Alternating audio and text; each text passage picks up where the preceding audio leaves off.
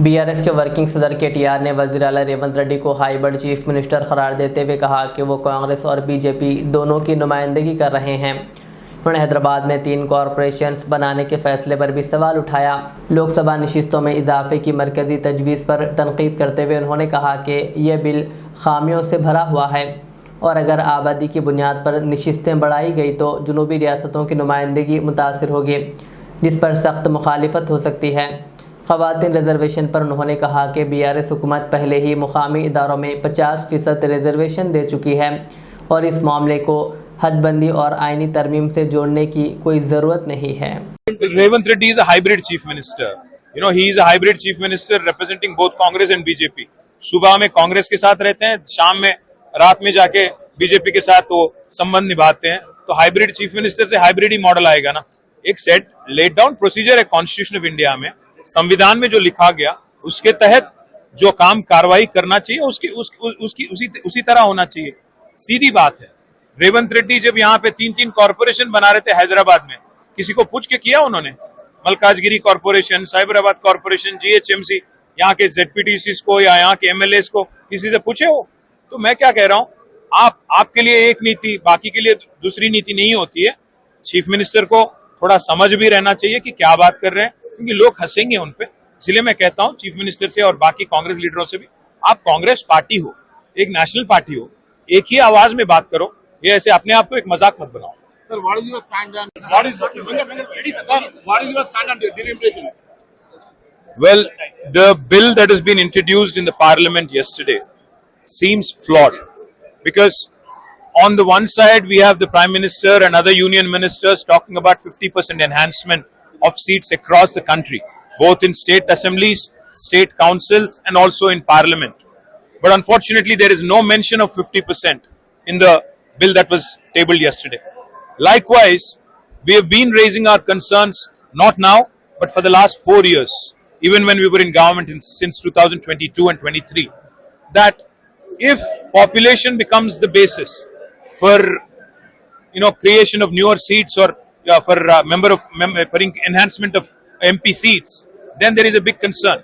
Because in 1971, when the freeze on parliament seats was announced by Government of India through a constitutional amendment, the basis was that population needs to be controlled, explosive growth needs to be controlled.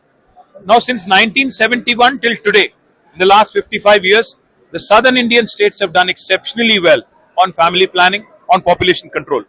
Today, for enforcing population control, for following the guidelines laid down by Union Government of India, are you going to penalize us?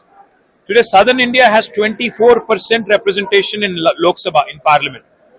Unless that is maintained, unless that is kept intact, there will be a big revolt in southern India. And if needed, BRS will join other parties, BRS will work with other parties and oppose this move tooth and nail.